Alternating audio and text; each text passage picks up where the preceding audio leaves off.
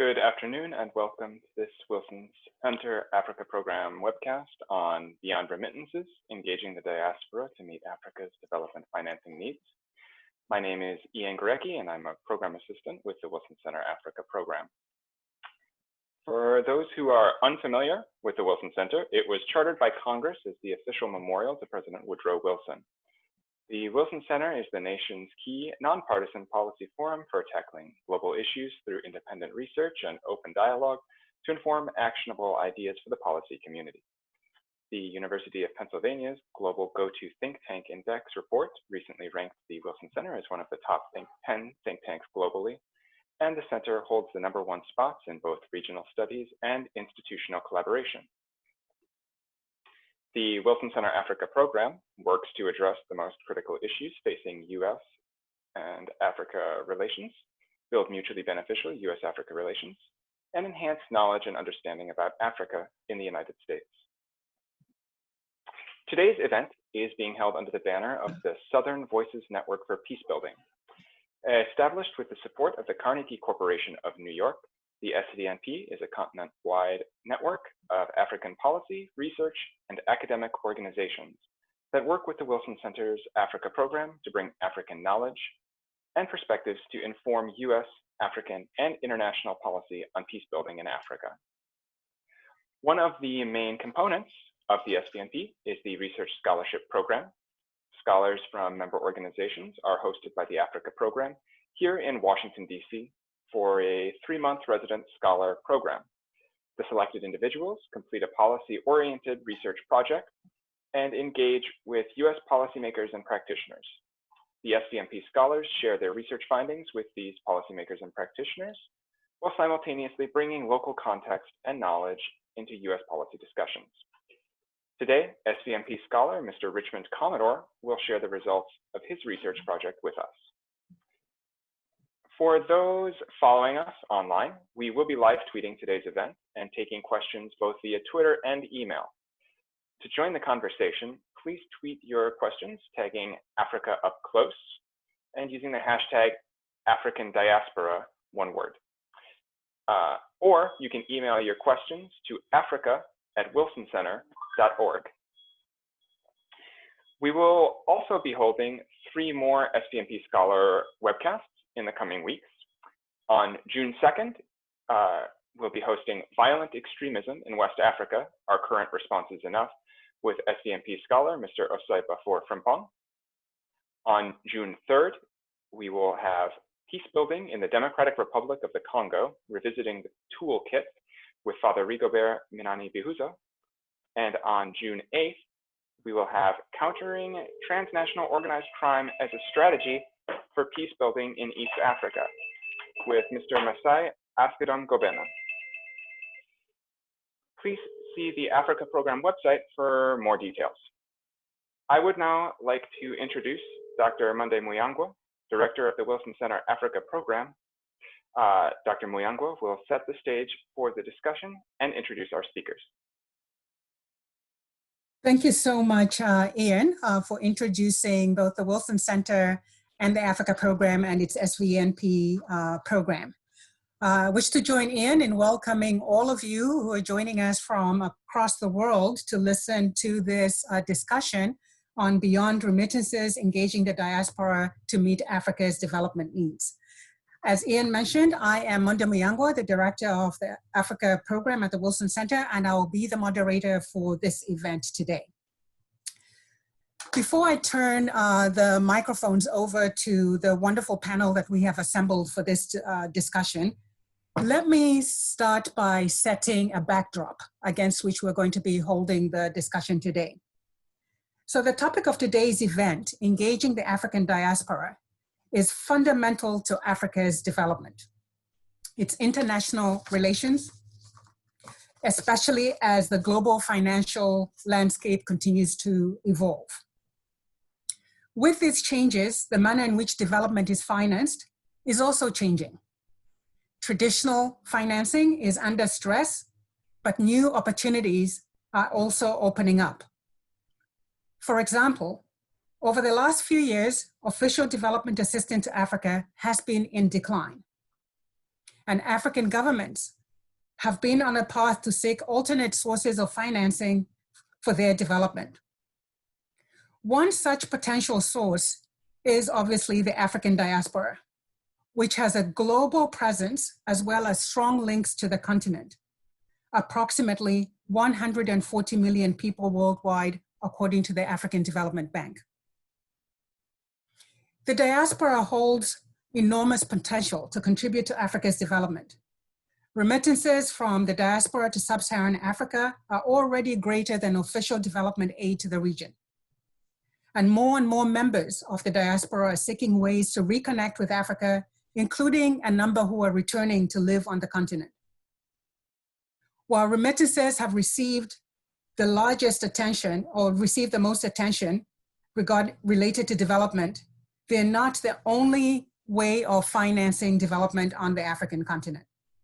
The diaspora possesses other resources, including knowledge, expertise, and networks that could be tapped into to boost trade, increase access to financial resources, and to transfer knowledge to the continent. The diaspora can also play an important advocacy role for the continent, wherever they might reside in the world, including playing an important role in building a sustainable peace on the African continent.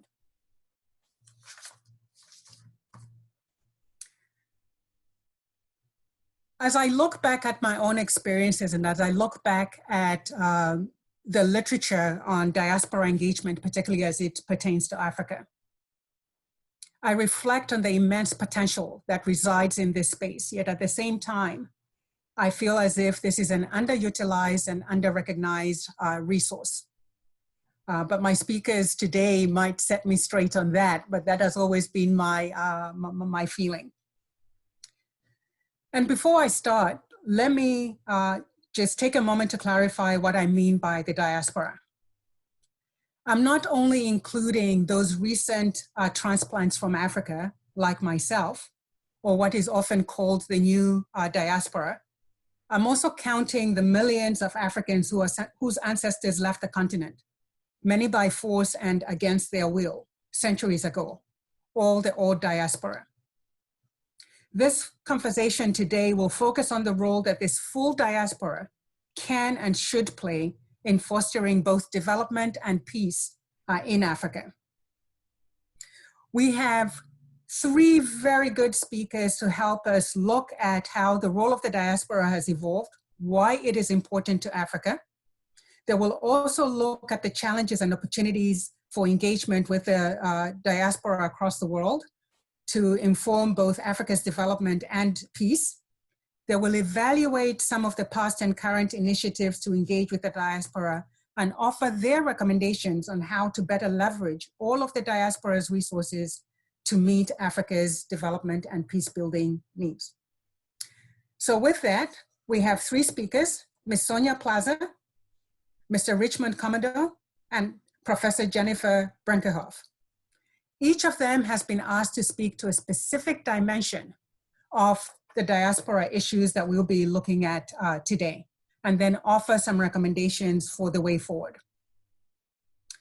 We have asked each of them to speak for 8 minutes, and after all have made their presentations, we will have a moderated question and answer period with all three of our speakers. So to get things started, our first speaker today is Ms. Sonia Plaza. She is a senior economist in finance, competitiveness, and innovation global practice at the World Bank. Her work at the bank focuses on migration, remittances, and the diaspora, on financial inclusion and cross-border mobility. She is also co-chair of the thematic working group on remittances and diaspora resources of the Global Knowledge Partnership on Migration and Development Initiative. She holds a degree in economics from the University of Lima, Peru, and a dual degree in international economics and development from Yale and the University of Pennsylvania. So to help set the stage for this discussion, we've asked her to address the following questions. Why does the diaspora matter to Africa's development? And could you please provide an overview of the World Bank and how it is engaged in helping African countries to leverage their diaspora populations for development? And what do you see as the top 3 challenges to diaspora engagement? And finally, offer us your top 3 lessons learned and best practices that might be useful for policymakers to consider in developing diaspora engagement strategies. And so with that, Sonia, welcome, and please kick us off. Well, good afternoon to everybody. It's a pleasure to be at this meeting that was supposed to be taking place just a week after we entered into the lockdown. But we are here, so let's start with a little bit of provocative thinking, and I wanted that because in my heart is always how to leverage the African diaspora for development. As you know, I have written this book, Diaspora for Development in Africa, that we have co-edited with Dilip Rata. What we have done, we have been following that. I wanted to give 4 messages at the moment to start. We know that no country knows where the diaspora is. And even for Africa, it's very difficult to know where is the diaspora is. Still, we don't have data. And even not first generation, as you were saying, I'm counting all the generations because whenever I talk about the Africa diaspora, it's about the definition of the African Union. No, even the Africans that are in my own country, I'm Peruvian, we have a lot of African diaspora there that belongs to the former Mali or the kind of things. So nobody knows. The diaspora contributions, as you have mentioned, is more than remittances. And I will talk only about 3 aspects now. What are the diaspora contributions? And then there are untapped, significant untapped economic benefits. I think that we have not tapped the diaspora up to the maximum, and I think it's very important to work on that. But the most important thing, I think, is also we need to know the profile of the diaspora.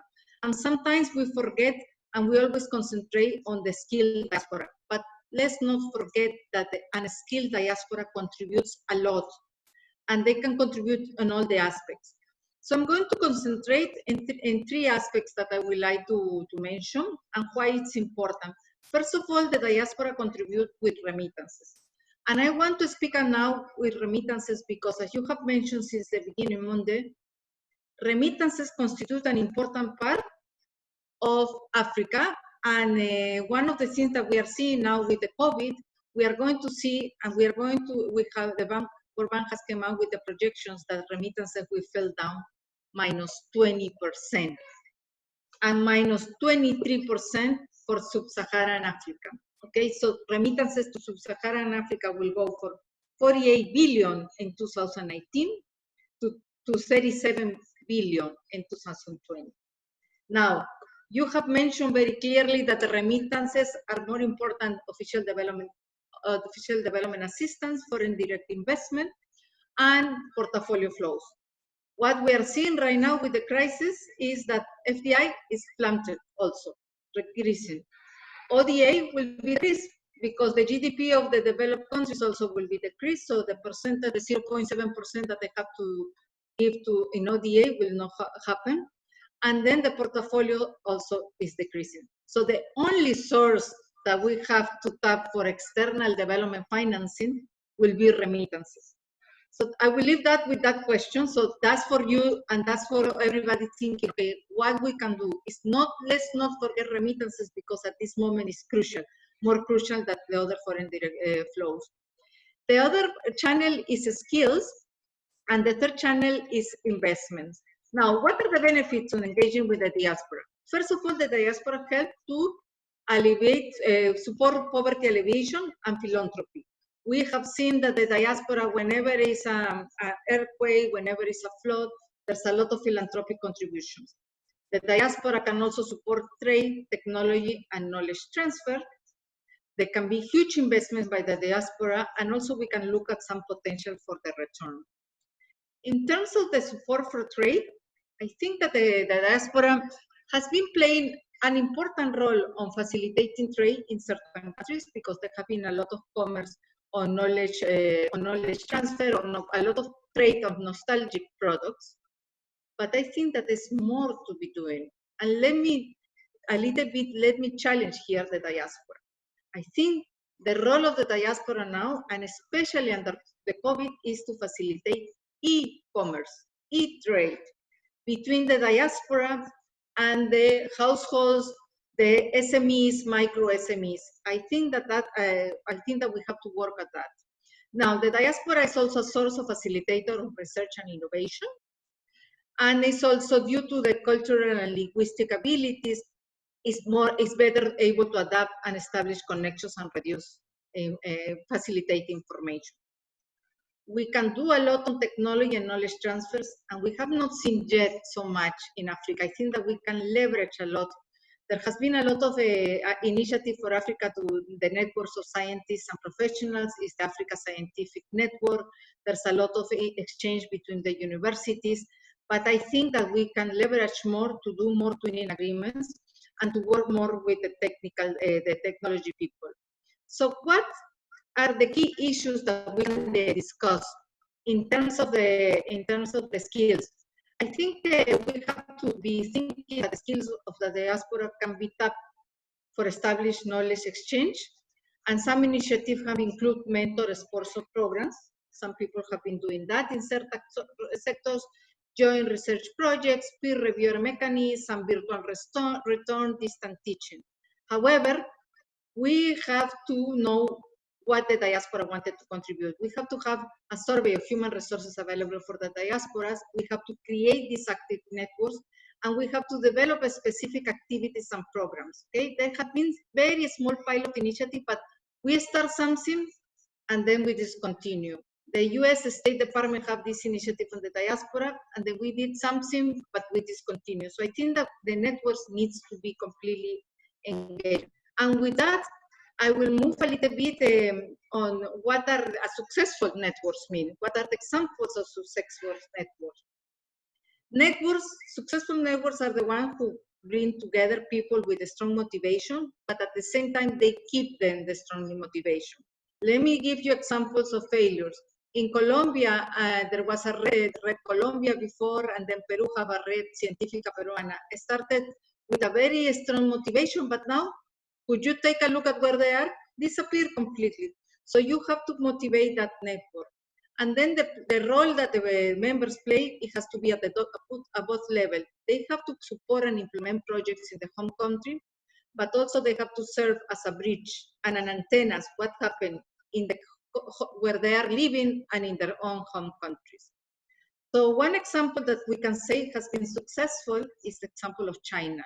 China has been fostering innovation with the program 111, and they're trying to establish research institute centers so the diaspora can contribute. They're establishing joint laboratories, joint grants, joint biotech companies, and joint fundraising activities.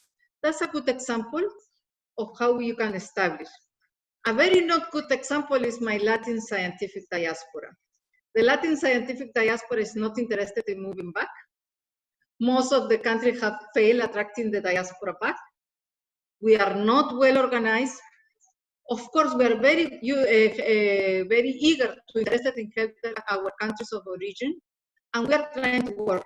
So that's an example that is not working because we are not organized. We work individual initiatives, but I think that we can do more in more concrete initiatives. Now, in terms of the concrete things that the bank is doing to leverage the diaspora, let me give you 3 examples. One example has been Diaspora Bonds. I was talking a little bit about I talk about remittances, I talk about skills transfers, and then I will talk about a little bit on mobilizing diaspora resources. I think, as you were mentioning, Monday at the beginning, this is the time that we have to mobilize the diaspora resources to help our countries. And then some government institutions abroad, especially embassies, consulates, have been playing a key role in reaching the diaspora. However, we need to facilitate more the creation of the private sector networks, and we also need to create financing vehicle instruments. One of these financing vehicle instruments is the Diaspora Bond.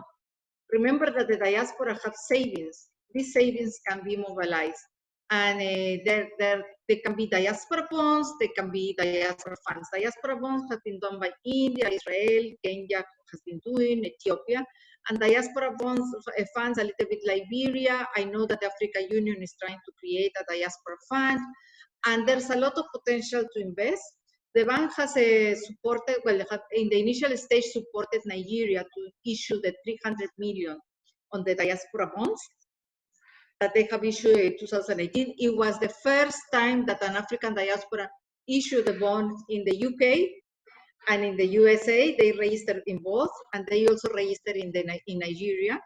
We are working with the Kerala government also to tap to the diaspora bonds for reconstruction after the floods. So that's one of the activities that working with the diaspora, how to mobilize diaspora investments for contributing to the countries. The other one that we're working is also how to facilitate trade and commerce. And one example it has been the work with the Somalia diaspora. A lot of the changes on the regulations for telecoms, for opening a little bit more the sector, was the work that we have doing with the diaspora in Somalia, in Minnesota, in UAE, in Kenya, to interact with the government of Somalia to see what are the reforms that are needed to invest. And then also we have been working with them in areas of reconstruction. So that's my first take, but now I wanted to challenge a little bit the discussion, because we are under the new war, and our war after COVID will be a completely different war. And then I think the role of the diaspora is key in this war. Let me give you an example.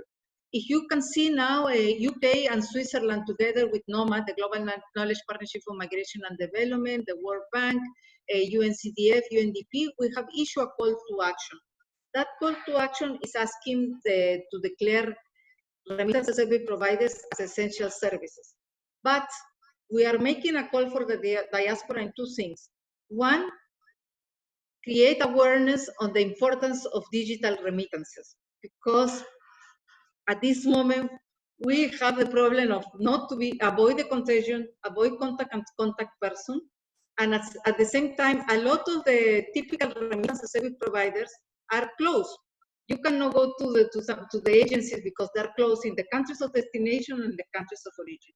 So mobilize that thing, and also get awareness of the diaspora, because they're going to be very highly impacted by the crisis. But we're going to be very highly impacted to see if they can get access to all the stimulus packages, because some of them, they don't have knowledge. So I think we can work with them to have they are aware of the stimulus package so they can access. So I think the role of the diaspora, first of all, incentivize the digital skills for the diaspora outside, and also for the people in our home countries. There's going to be a need for reskilling and upskilling of the diaspora. Because remember, there's a lot of jobs lost, and the jobs completely will change. So what is the role of the diaspora in thinking how you are going to reskill and how we are going to upskill it? Now, one of the issues that we have to deal is the mobility channels. The diaspora, especially the skilled one, we have a lot of the student mobility, but we have seen in several countries that now they don't stay here to do the practical training to go back. So if they're going to go back, what will be the best channel? How the diaspora can facilitate these twinning agreements, these twinning projects together, so the diaspora, the students can contribute to the countries. And the recognition of skills and brain drain.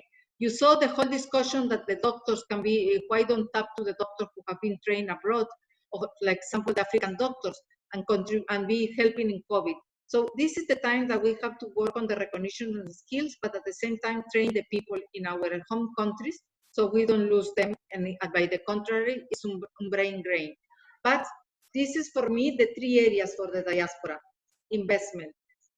The time for investment and where to invest is food security and famine.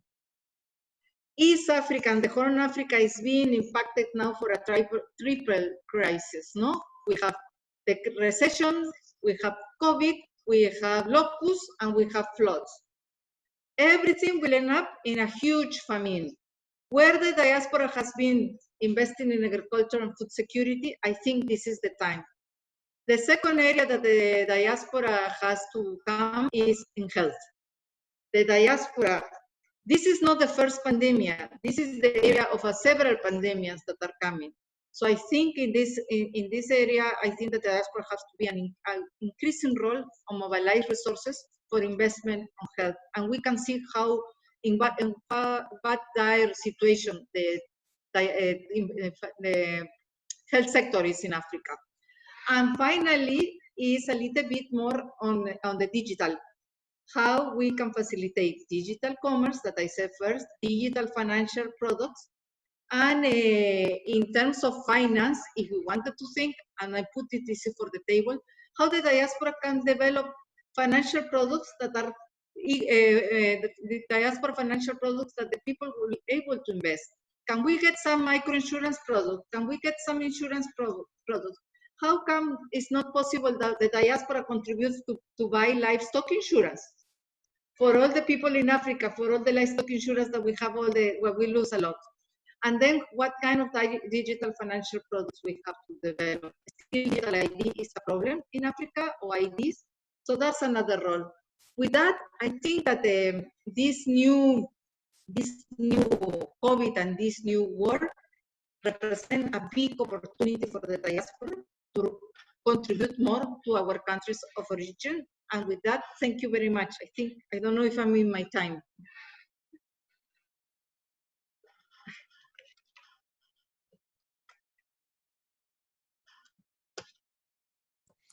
Sorry, I was just saying that this was a great discussion, a little bit over, but you made some really, really important points that I think give us a good baseline, but also some potential areas of focus in the Q&A. Before I introduce Rich, let me just talk a little bit about some of the key things that I heard. I think what I heard you convey so powerfully was that the diaspora is a key resource, but that we don't know enough about it. Its profile, its location, and you cannot really fully utilize a resource if you do not know what its profile is and the key parameters of that resource. So I think that's an area that needs work. A second area that I heard you talk about is really thinking about the post-COVID financial and economic landscape and what that is going to look like, both in terms of what FDI looks like, what ODA looks like, and therefore what the role of the diaspora could be. Both, it's going to be a struggle in terms of resuscitating economies, in terms of ensuring that economies go on a trajectory that allows them to recoup those development gains and build on those development gains, that we have to be thinking about this differently. You talked about some of those areas of focus, that we need to look at skills, we need to look at investment, we need to look at how we better connect the cultural knowledge that resides in the diaspora with some of the key actions that need to be taken in their countries of origin, and helping international partners connect with opportunities for development. I thought that was really powerful. I loved your key points about successful and unsuccessful networks and what informed success and what did not in certain cases. I think that's really good information for us to have at hand in terms of success, ensuring that you have motivation, that motivation is at the core of why people come together in the first place and why they connect to push forward on certain issues and projects. You talked about the need to develop the infrastructure that supports those diaspora networks. I thought that was a key point. I was struck by your comment on the Latin scientific diaspora and some of the challenges that it's facing. And that struck me because of the role of STEM in development that is so much needed in many of the countries, both in Latin America and in Africa. And so it struck a chord with me that, you have this wonderful, great resource of scientifically based diaspora that for some reason is not able to engage and connect on the development issues. So I thought that was powerful. Heard you on the World Bank initiative, so thank you so much for doing that. your discussion on the post-COVID environment and the need to look at the skilling and reskilling of the diaspora so that they can better connect and inform and engage with development. I think that's really important that we need to be talking about. Going to digital commerce and how we facilitate that. Your point about this is not the first pandemic, there'll be many more to come.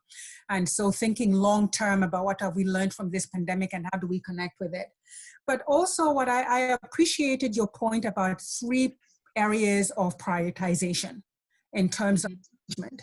And that was food security, the health sector, and facilitating digital commerce. So thank you so much for those points. And I know we'll get into them later in the debate, but I just wanted to throw out some of the key points that I heard you raise in your remarks. So thank you, Sonia. Let me now turn to our very own Mr. Richmond, a research analyst at the African Center for Economic Transformation, also known as ASSET, which is located in Ghana. At ASSET, he has handled and supported multiple projects in the areas of public finance, economic management, development finance, trade, and financial inclusion in over 8 African countries. He hails from Ghana, and he holds a master's degree in economics and a BA in economics from Kwame Nkrumah University of Science and Technology in Ghana. Specifically, we asked Richmond to share some of his research with us by answering the following question. To what extent has the diaspora been prioritized in development financing by African countries? To what extent have African governments engaged the diaspora, and what have been the successes and the challenges from those efforts? And what are your top 3 lessons learned and best practices that may be used for policymakers, particularly on the African side, that they need to consider in developing diaspora engagement strategies? So Richmond, over to you, my friend. Hey, Moni, thanks so much for the introduction. So I will zoom in straight to my research and what I found over my course of stay here.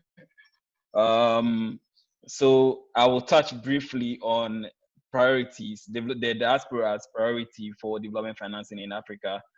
Talk briefly about the vehicles and how the African governments have engaged them.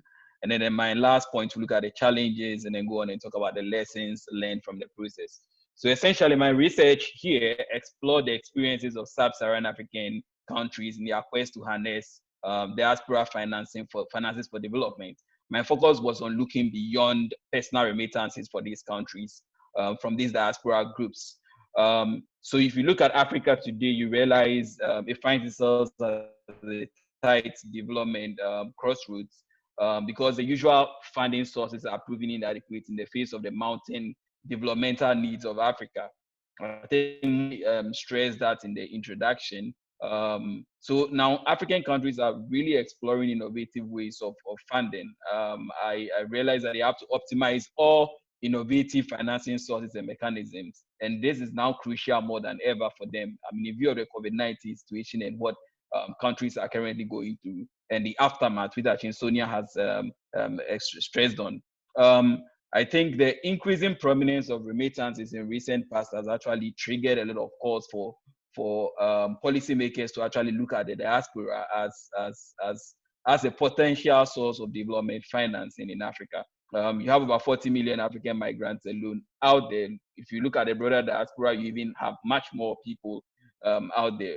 Remittances from this place about 49 billion, and I think we've already mentioned the fact that it's more than foreign direct investment coming into these countries. And if you look at countries, some countries, as a percentage of GDP, remittances exceeds more than 20% of their GDP.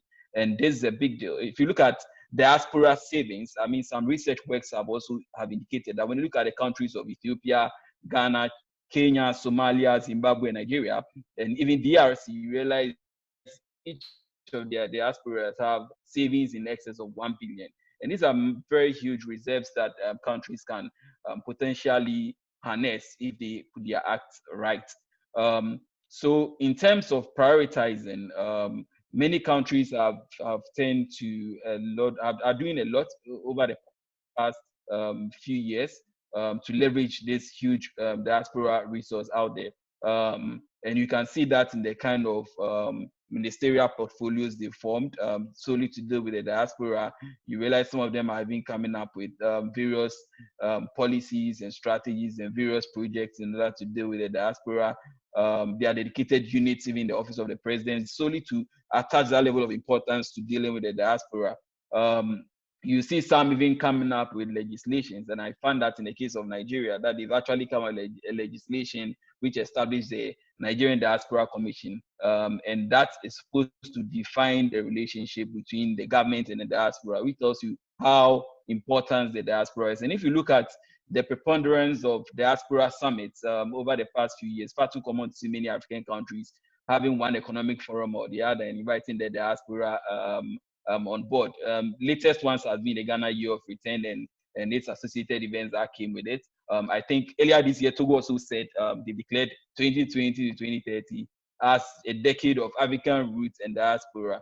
Even so, increasingly, countries are actually prioritizing the diaspora as a potential development finance source. And the last thing, I mean, if you look at the COVID-19 resource mobilization efforts of various countries, you realize they are also looking at the diaspora. I mean, Ghana, Ethiopia, Eritrea, Senegal, all have the diaspora as countries, as an important cohort or potential source of funding to help them address the COVID-19 situation. I believe the diaspora can't just give finance, they can also give their skills, their networks, which I think Sonia Plaza has raised. But my research essentially just looks at the financing angles of dealing with the diaspora.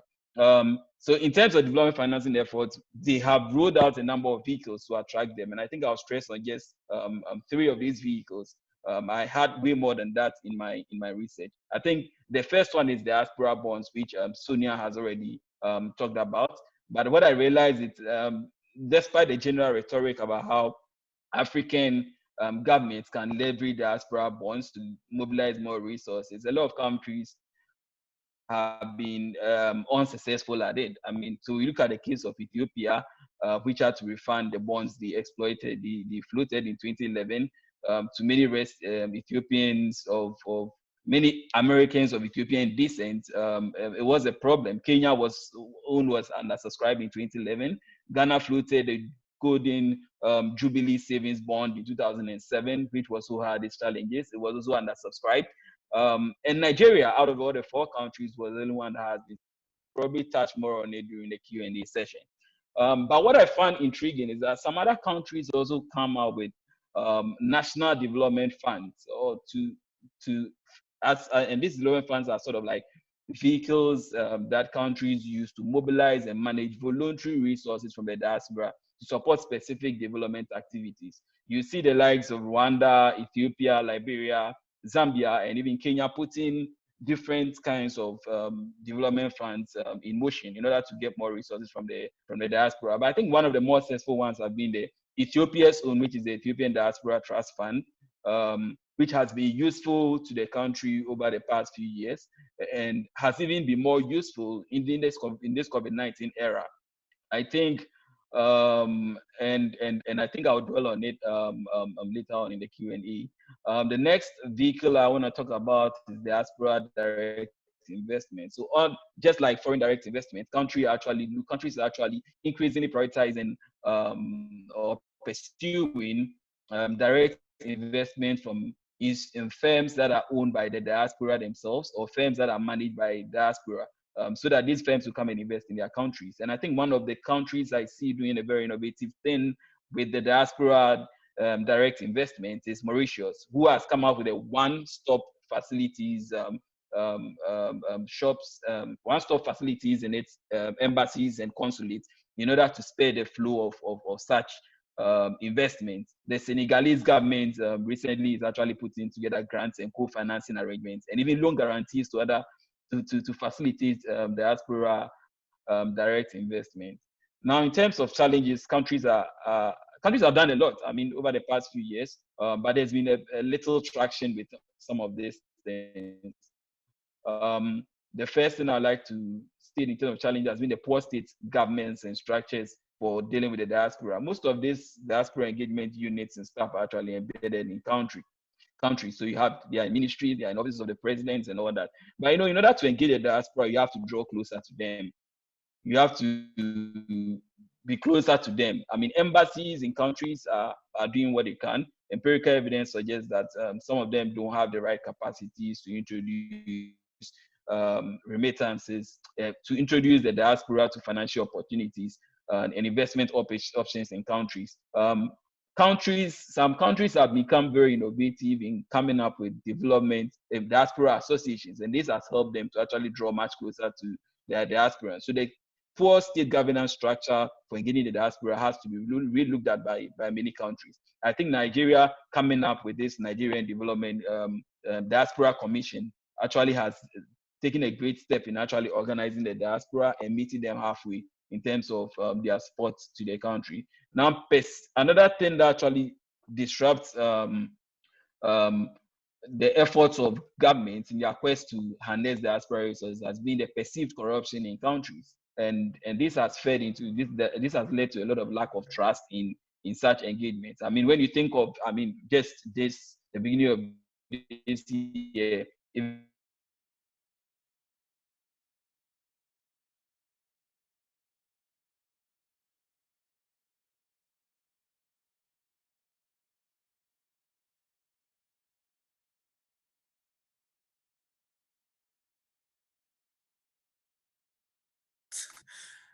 I was just saying, Richmond, I think we just... how the diaspora can support initiatives. Okay, you're back. Could you just repeat that last sentence and then continue with your presentation? Okay, I think my last point was on the perceived corruption. Yes. And which has led to the lack of trust in the government's efforts to harness diaspora resources. So I was citing an example where just the beginning of the year, we heard of the elite capture of aid, so that aid actually leaves accounts of countries just when they come in. And that's been a problem. When the diaspora hears such things, it actually dampens their interest in investing in countries. And interestingly, these are some of the things that force the diasporans out in the first place. So it's important that countries actually look at this corruption issue. The next thing is the lack of follow through on various engagements. So you have a lot of forums, the diaspora are invited, they come, they talk, the decisions are made, and then for one reason or the other, there's lack of continuity on what decisions are made at such forums.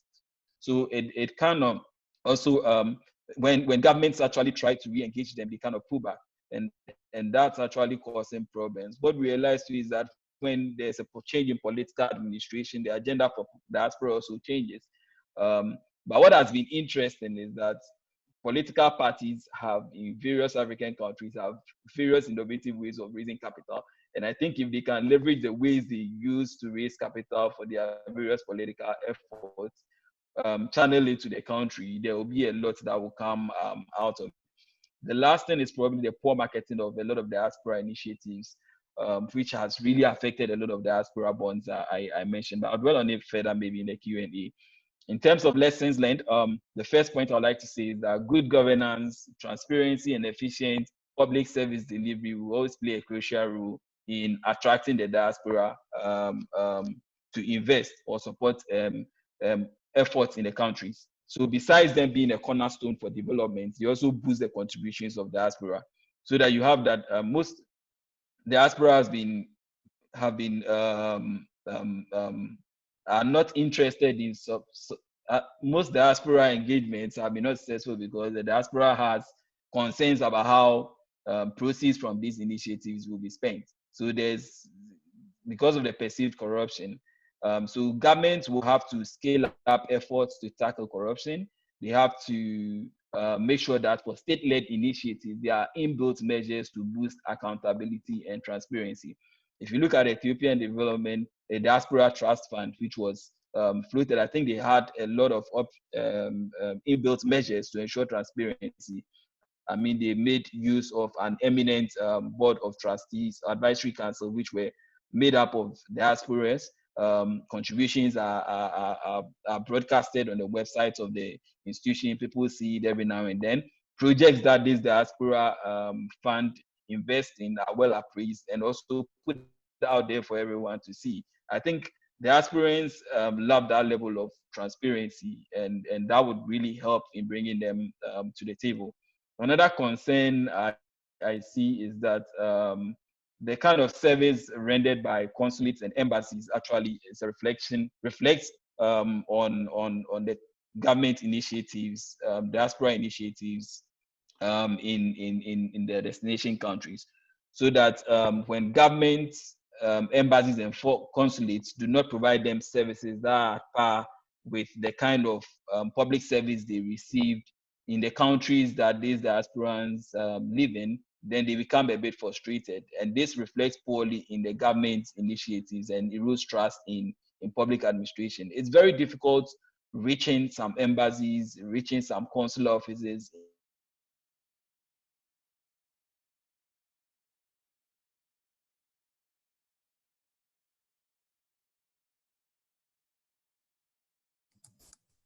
Sorry, we lost you again, Richmond. So here's what I'm going to do, unless you're back on. Countries look like.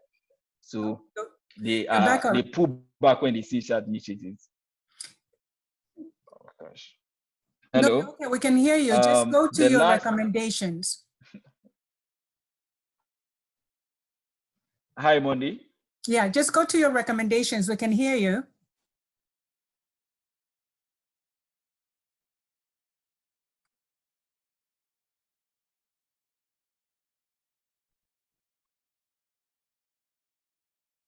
Okay, so on the last recommendation, I think countries need a well-articulated diaspora strategy to define their relationship with the diaspora, and this strategy should be encompass all the levels of diaspora. Talk of the migrants, talk of the broader diaspora out there, and often what we forget about is the intra-African diasporans. That's migrants who have moved from African countries and then they reside in other African countries. Often when such policies are done, we lose sight of them. So countries have to make sure they capture such people in there. And also what I see is that countries also have to make an effort to engage the diaspora as development partners and not just as altruistic development financiers. It's too often when Sub-Saharan African countries engage the diaspora, they're actually looking for free money instead of presenting them with opportunities to invest in low risk and high return projects.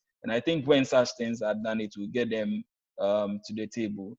So in conclusion, I mean, diasporans genuinely want to invest in countries. They really want to give back. They want to do more for their countries that they come from, but they never want to be shortchanged in the process.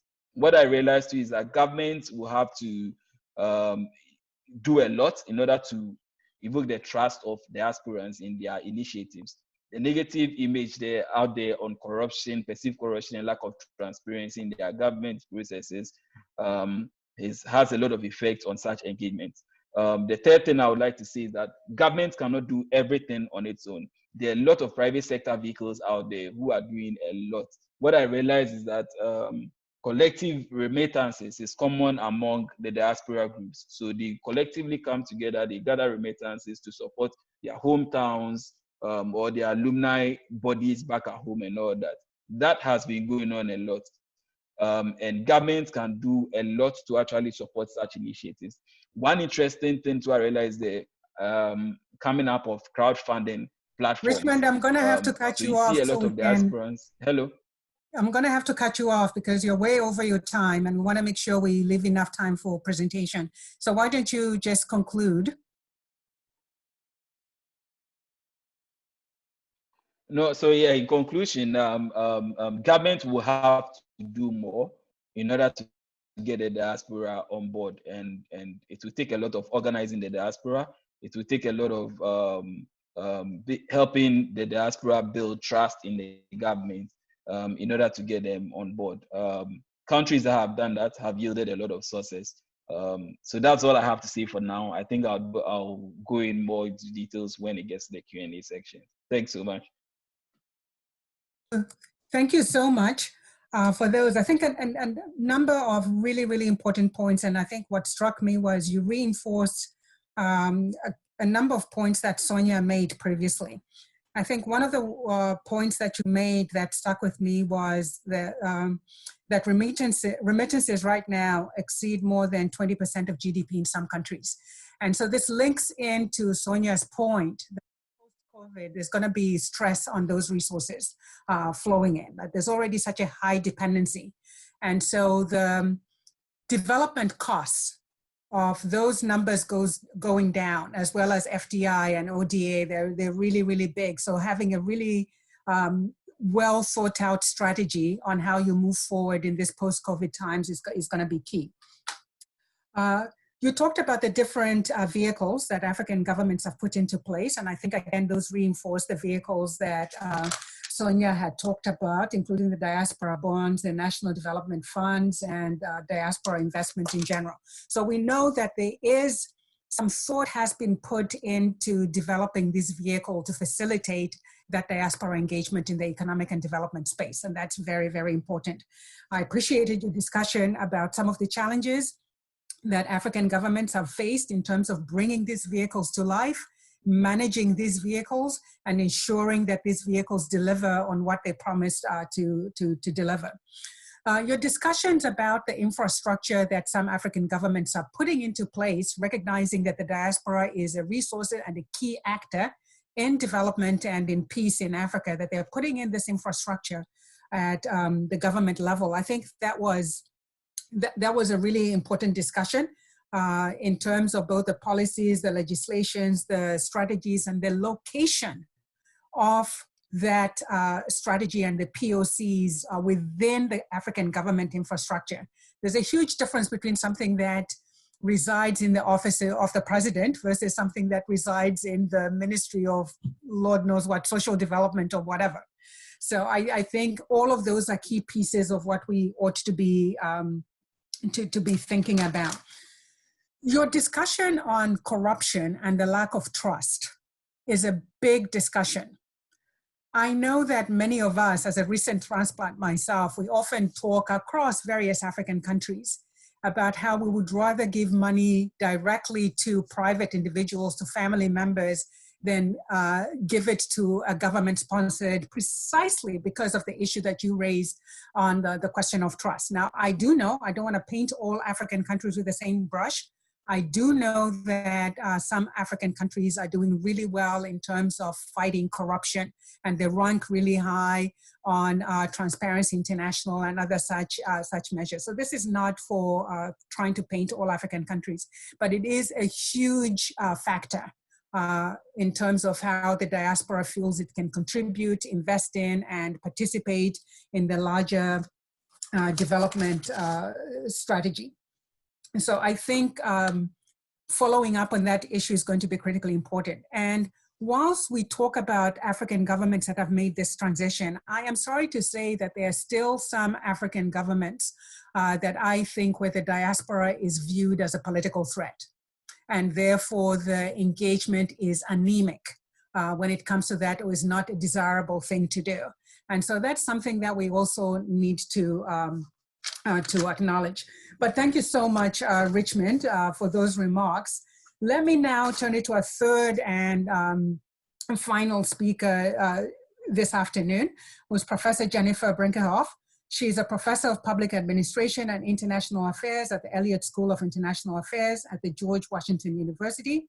She has expertise on public-private partnerships, governance, NGOs, development management, and diasporas. Her publications include 7 books, as well as 4 co-edited journal issues and over 50 articles and book chapters on topics ranging from institutional reform to evaluation, NGOs, failed states, governance and diaspora, identity, as well as development contribution, citizenship, and policy. She holds a PhD in public administration from the University of Southern California in Los Angeles and an MPA from the Monterey Institute of International Studies. So we have asked Professor Brinkerhoff to address the following questions. What are some of the examples of countries, including those outside of Africa, where diaspora populations have been engaged in the peace-building process? And what are some of the key lessons learned and best practices from those cases? And then we've asked her as well to offer us our top 3 recommendations for policymakers on the way forward. And so with that, thank you, Jennifer, and over. Thank you. It's such a pleasure to be with everyone today. And I will try to stick to my 8 minutes because I know that there's going to be a lot of interest in the Q&A, and I know that you are aspiring to a robust conversation. So let me try to be brief. I am a professor though, so that's sometimes challenging.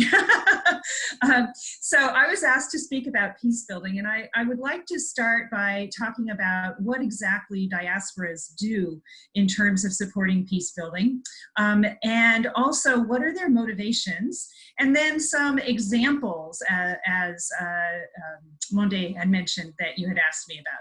So first of all, in terms of what they do, it's really important to start by recognizing the activities that diasporas engage around policy influence and political influence during times of crisis.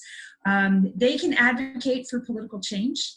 They can make public human rights violations, lobby for or against particular international interventions, propose options for peace agreements, as we saw diaspora networks do in Darfur and Nepal. And they can also, importantly, support post-conflict governance and reconstruction. From an economic perspective, they sustain livelihoods during conflict. They can enable, therefore, long-term resilience and a foundation for post-conflict economic growth and institution building. Also, as was mentioned before, Richmond talked about the importance of collective remittances, and whether as individuals or in collectives, diasporans make very important contributions philanthropically to support, for example, DDR after conflict, for example, supporting education and livelihoods of young ex-combatants, as was done in Somalia, and importantly, humanitarian assistance. They can also engage in reconciliation within the diaspora, and there are some very interesting examples of that from Sudan, Somalia, and Ethiopia, for example. I want to say a little bit about the motivations for diasporas to engage in peace building and post-conflict situations. And this actually relates to a very important potential advantage generally of diaspora engagement. Mobilization around identity is different from mobilization prompted by material interests. And I really want to pause there for a minute, because I know we've been talking a lot about remittances and investment and diaspora bonds and things like that. Those are all very, very important things. But I think what it makes diaspora engagement so different is the heart that comes when you mobilize people based on their sense of identity. And it's so far beyond those material interests. Identity is likely to generate greater passion and staying power. And it may include sacrifice and voluntary efforts without obvious material rewards. I don't want to sound Pollyanna-ish, but when we're talking about peace building and post-conflict, and when we're talking about a COVID and post-COVID context, we need to acknowledge that this is one of the greatest advantages that diasporas can bring. On the other hand, again, not to be too simplistic or idealistic, we know that in conflict and post-conflict contexts, as well as contexts more generally, that diasporans also are motivated by power and influence, economic gain, and possibly that influence and gain in the diaspora, as well as the country of origin. Let me speak to a few examples of how diasporas have engaged in these various ways in different countries. We know, for example, very recently from the Syrian diaspora, they have been credited with shaping the world's image of the Syrian uprising. Specifically, Syrian diasporans coordinated social media sites and internet news channels and trained citizen journalists who remain inside Syria.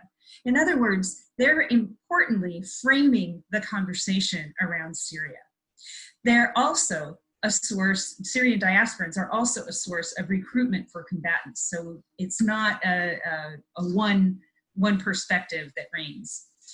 In Liberia, in post-conflict Liberia, we saw how remittances morphed into shipping containers to seed micro-enterprises, microcredit, and small infrastructure support, such as something as simple as building bridges, physical bridges, to be able to reconnect people to markets. Such incentives may disincentivize rearmament within these communities. I also want to mention briefly a very interesting historical example of the former Zaire, what is now the DRC. There was a very, very interesting academic network called ANACOSA, comprised of North American intellectuals from the former Zaire. And they convened, coming together in conferences to discuss what a post-Mobutu Zaire might look like. They then ended up lobbying the US to support Kabila's movement towards Kinshasa, in part by not supporting French intervention. They drafted sector plans for what a post-Mobutu Zaire would look like.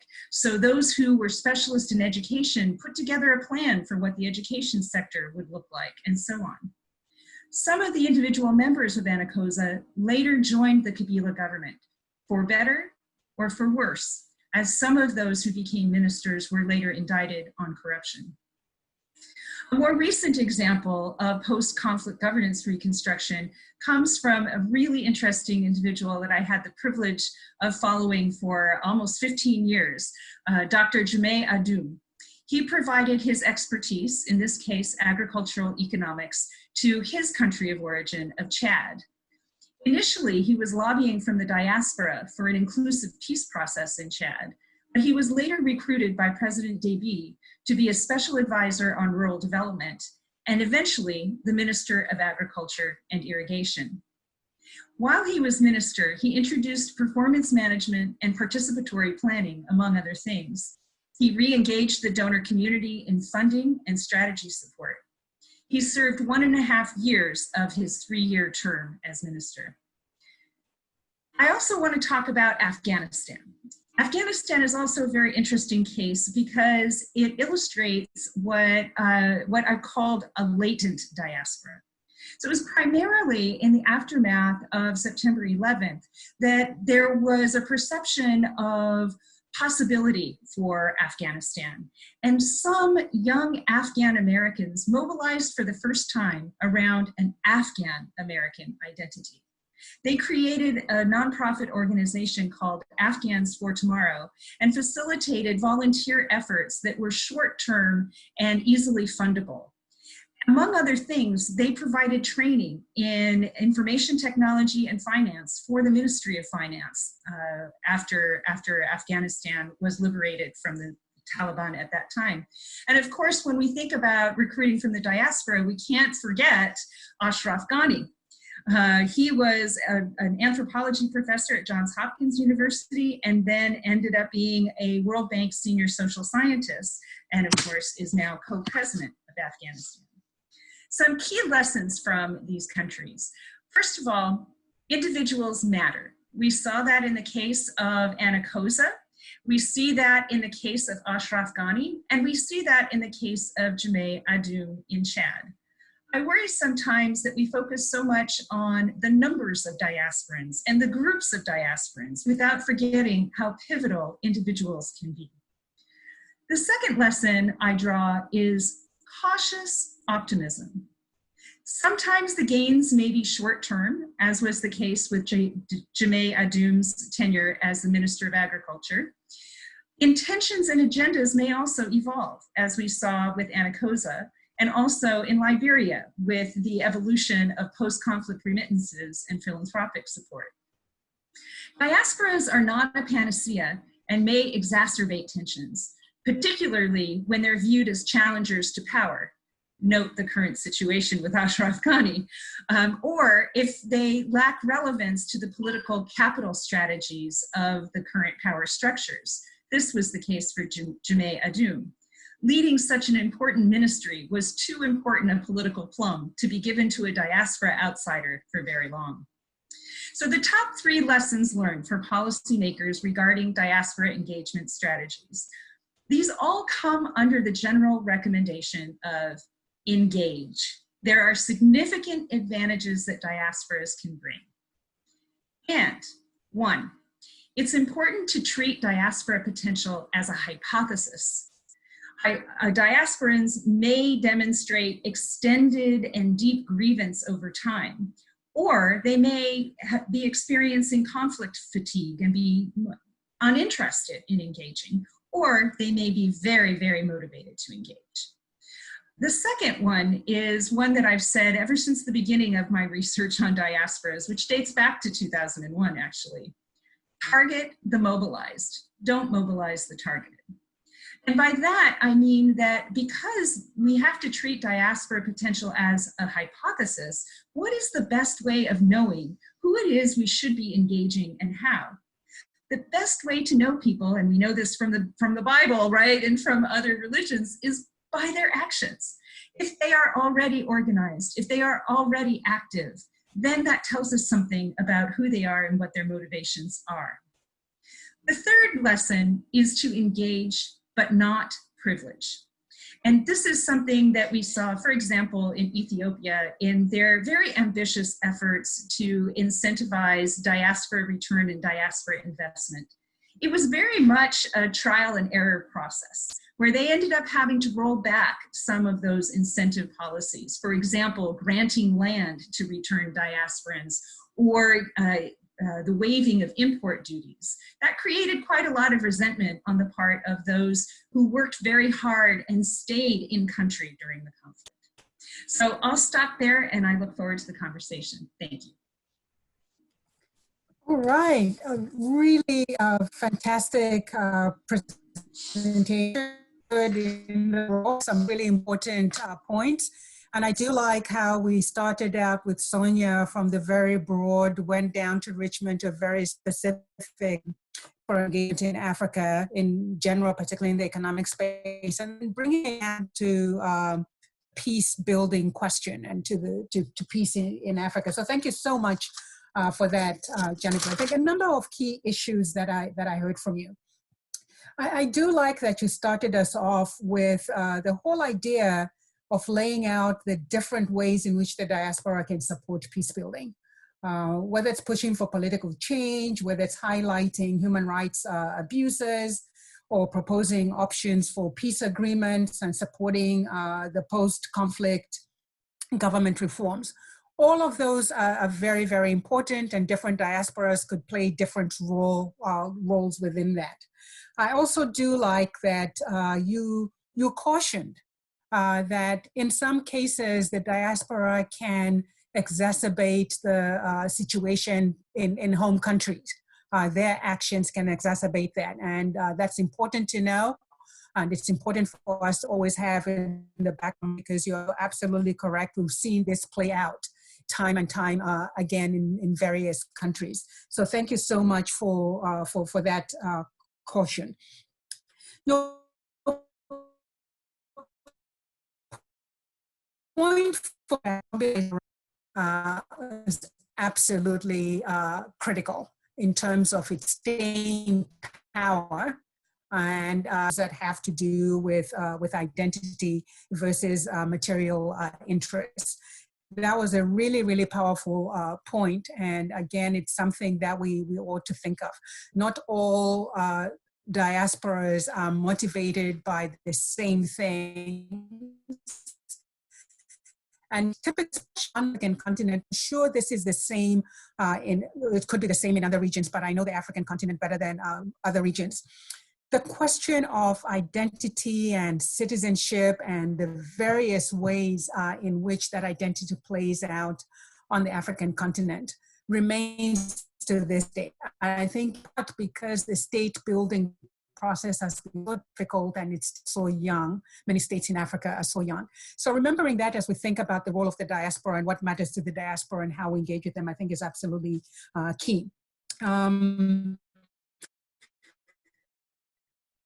Points share different ways that the diaspora engaged in different countries. I learned something about both Afghanistan and Syria, and as you talked, I could see how that has played out as somebody who doesn't have that background, but I could definitely see how that has played out, particularly in terms of the Syrian diaspora, shaping the narrative and framing the issues and the narrative, but also serving as their invitation on all ends of what's going on in Syria today. So I thought the points that you made for me is I think sometimes in our effort to look at the big strategic picture, we forget the role of individuals, the power of individuals, and just reminding us that even as we look at the collective power of the diaspora, we also ought to remember about the change and the difference that individuals can make within that larger diaspora. So looking at those two different dimensions at any given time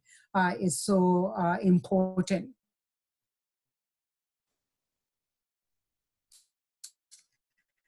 And your question about diaspora, definitely a key actor, but shouldn't be seen as the be-all and the end-all to all of the challenges that African countries and others face.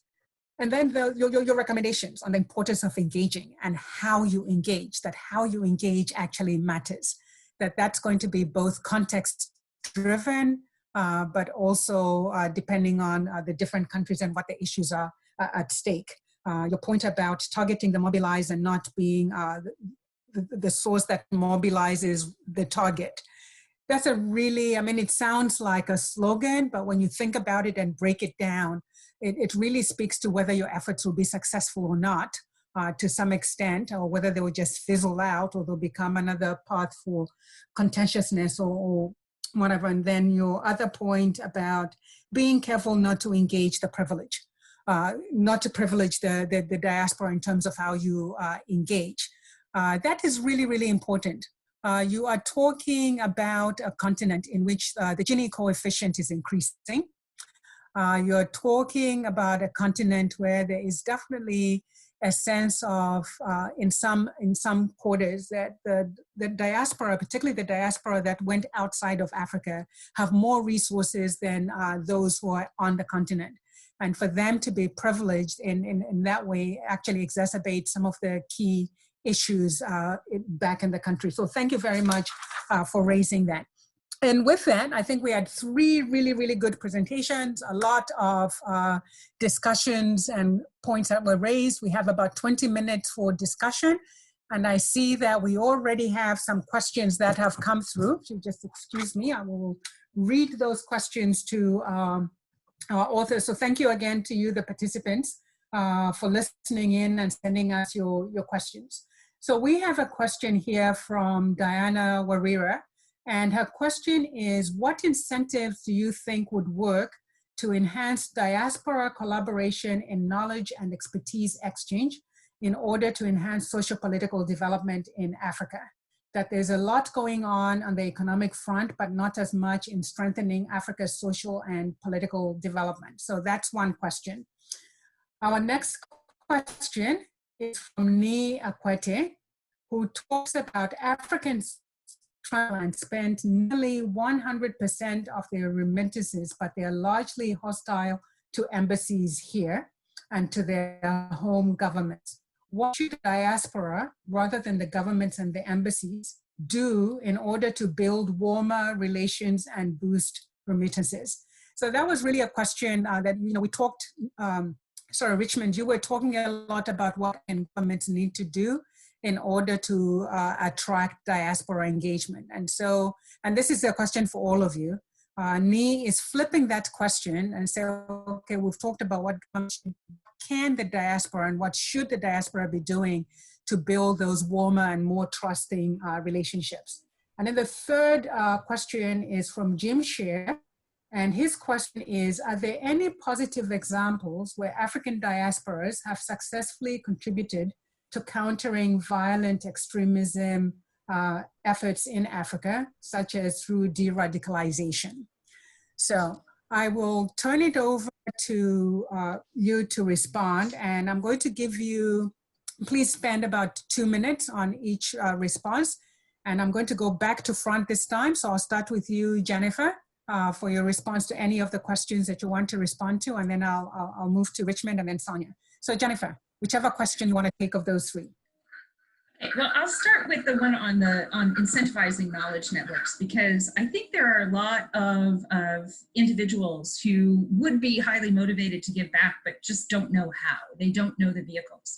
So there has been some success in other countries with networks that provide a matchmaking function, where there can be, for example, a database or a posting of these are the technical needs that we have, and then diasporans can go kind of shopping like you would for initiatives that you might want to support financially, though in this case it would be to investigate an opportunity to contribute your knowledge. One of the successes of Afghans for Tomorrow that I mentioned was that they worked within the constraints of the diasporans, where they recognized that these are people who are employed full-time. So how can we engage them on their vacations for short-term or virtually?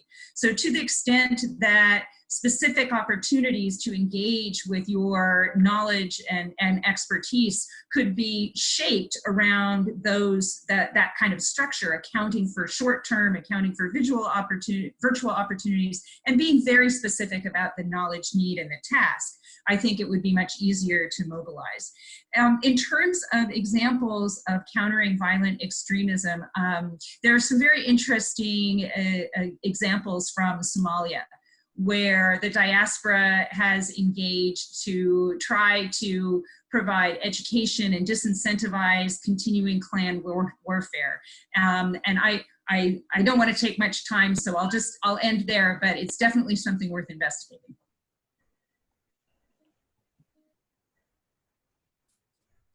Thank you. Richmond, let me turn to you. In a couple of minutes, can you answer any of the questions that have been posed, the 3 questions that we just got? I think the question on how Richmond, can you hear me? Yeah, I can hear you. Sorry, can you hear me too?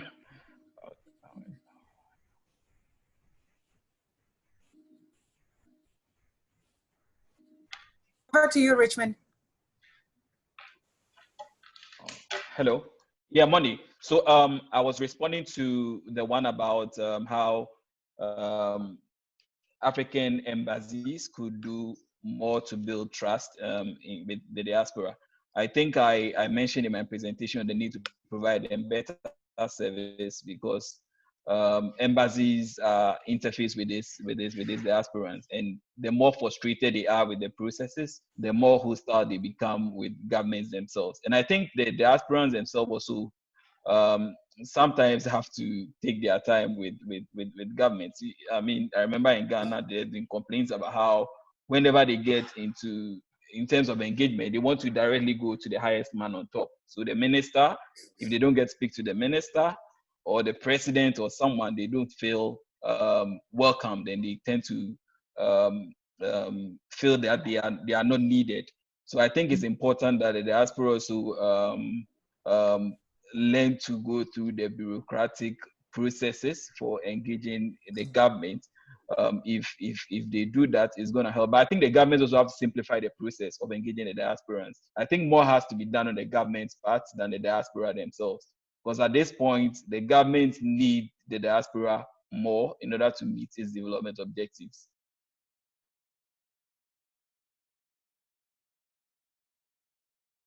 All right. Sonia, over to you. Do you want to answer any of the 3 questions? Yes. I think that there are 3 points that you have to it will be important to mention, okay? The diaspora will contribute. Now, one point that it has to be clear, sometimes it's a hate and love relationship between the diaspora and the government. Okay? So that's one of the lessons that when Richard was mentioned on Ethiopian diaspora and some of the examples of how the diaspora bond has failure in different countries. It failed in Ethiopia because the government that was at that turn was hated by the diaspora. They didn't like it because they left the country because of that government. So what is the relationship between the diaspora and the government also facilitates a lot of the diaspora investment.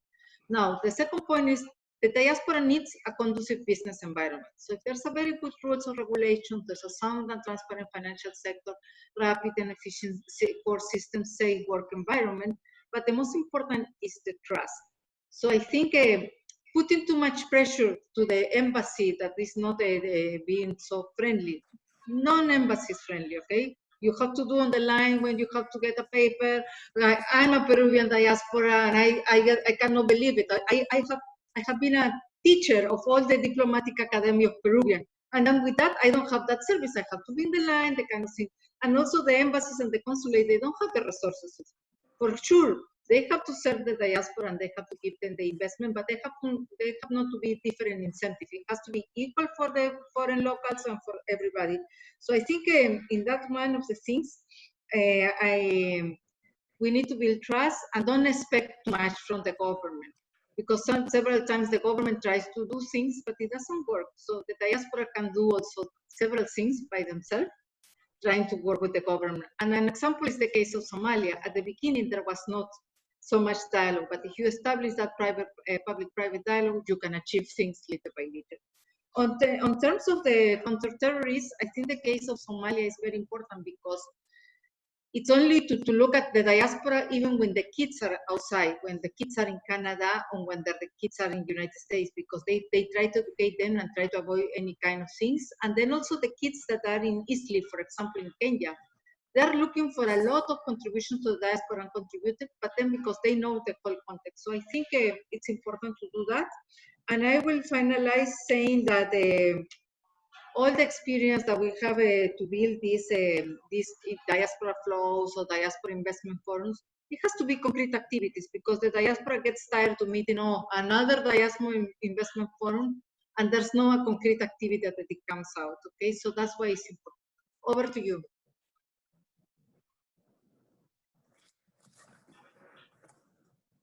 All right, thank you so much to all three of you. Look, I think one of the things that I just heard from you, I'm going to follow up on a couple of questions. One was the question, I think, Sonia, I heard you say earlier on in your presentation that the diaspora initiative that you had at the World Bank, do a bit about that, or maybe was somebody talking about the diaspora initiative within the US government? I can't remember. So yeah, I think just, and let us know if anything is, what the thinking is right now about what can be done to resuscitate and maybe even amplify those efforts. Because listening to all three of you, what I do know is that we are going to need stronger and more robust diaspora engagement strategies in the post-COVID era. That, for me, is just a given, just listening to the different angles that you all have talked about. I think a second half for you, all of you, is when you look at the different countries that you have worked on and in, if you were to pinpoint a particular country that has had a really good, well thought out diaspora engagement strategy, which country would that be and why? What makes it that good? So let me start this time. I'll start with you, Richmond, and then I will go to Sonia and finish off. And we have about 6 minutes. If you can just take a minute, just pick one of those questions and answer that question, and then we'll move on. Okay, this is a really, so in terms of diaspora engagement, I think my short research done over here, I see a lot of efforts done by the Ethiopian government to deal with the diaspora resources for their development. And that accounts for the early sources of the Ethiopian Diaspora Trust Fund.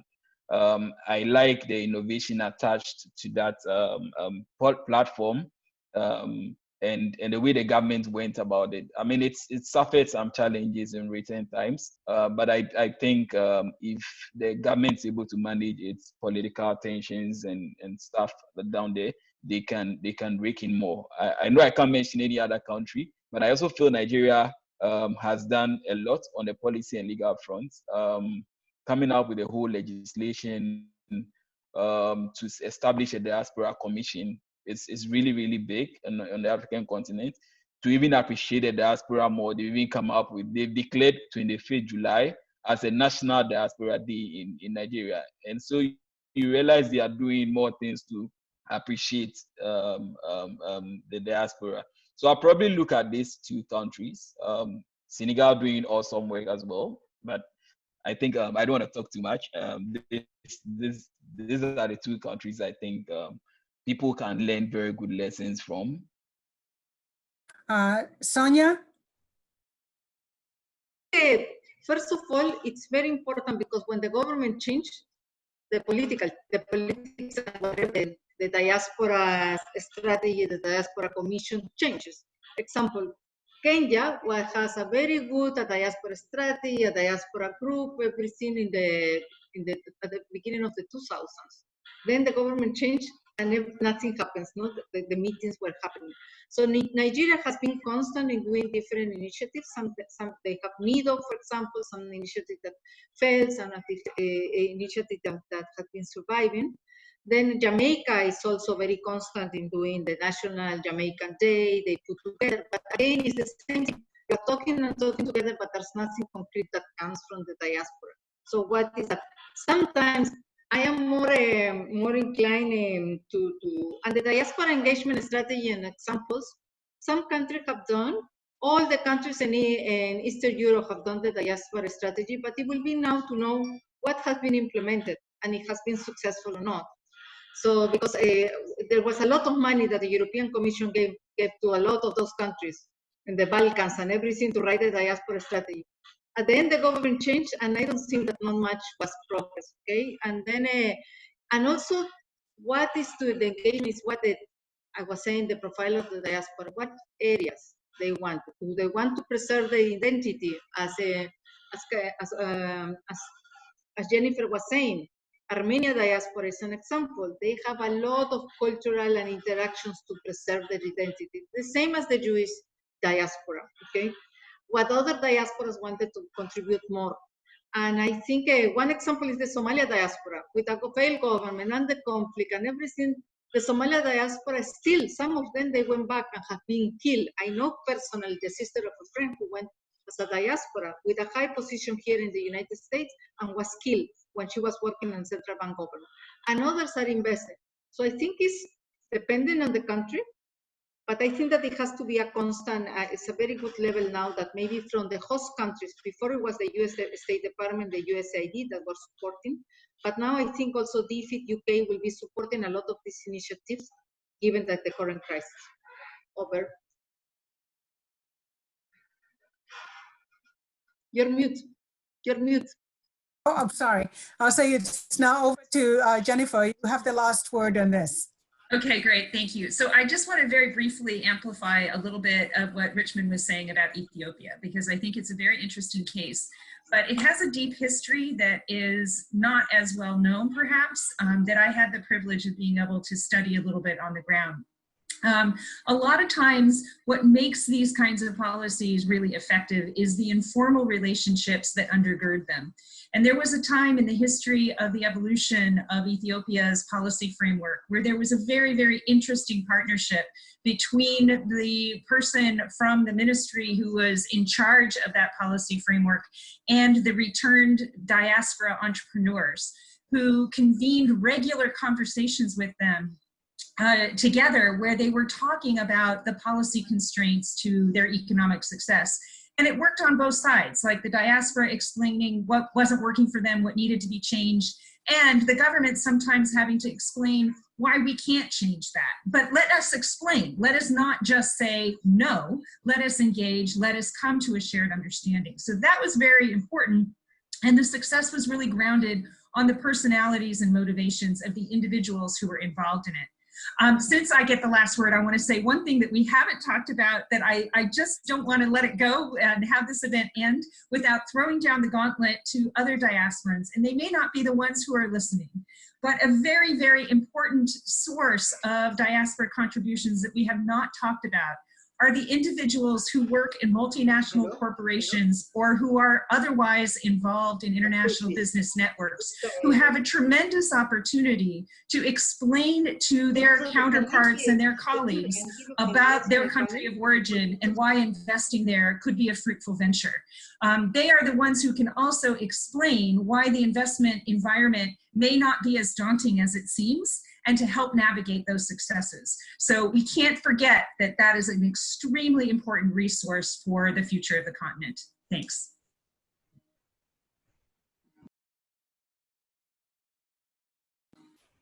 You're muted, Monde, you're muted. Now they have to keep me straight on this. I was just saying thank you very much to our three for really great presentations and then for a really, really good discussion. And I just wanted to conclude on this last question about countries, things have been working well in terms of what they are doing. And the reason to do that is to show in some ways that we all recognize that diaspora engagement is key to Africa's development and also to Africa's, that this is going to be a journey. There's no need to reinvent the wheel. There are already a lot of things that are happening. The question is, and what the examples that you have shared, the lessons that you have shared, the best practices that you have shared, allows us to create this pool of knowledge around diaspora engagement that countries can tap into, learn from one another in terms of how do you speed up your journey on this road to diaspora engagement to realize what's at the end of that road, which is, I think, African development and the peace that we are looking for. Not that it can't be attained without the diaspora's engagement, but that we will get there sooner and quicker with the diaspora's engagement. So thank you very much for that. And Jennifer's point, your point really about the role of individuals who work in multinational corporations, international financial institutions, and other such organizations in terms of their role in translating and translating culture, explaining political context, and showing that you can't sometimes use the same yardstick that you would use to assess the political landscape, say in a Western country, to say what's going on in African countries, and really helping others to understand and unpack that context, to really see the opportunities for what they are and the challenges for what they are, and to allow for us to engage with those investment and other contributing opportunities. I think that's a really good note to end this discussion on. So please join me in thanking our three speakers, Sonia, Richmond, Jennifer, for a fantastic, fantastic presentation. And I hope those of you who are online will think about joining us for our event on June 2, which is on violent extremism in West Africa, Are Current Responses Enough, which is going to be with our SVNP scholar Bafo Frimpong. And so please do join us for that. Again, thank you so much to our speakers. Thank you very much to the Wilson Center team. And thank you so much to the Africa Program team and to all of you, the participants, for joining us. Goodbye and hope to see you next week. Thank you. Bye. Thank you very much. Bye-bye. Thank you. Thank you. Bye. Thank you. Bye. Bye-bye. Bye. Bye. Bye.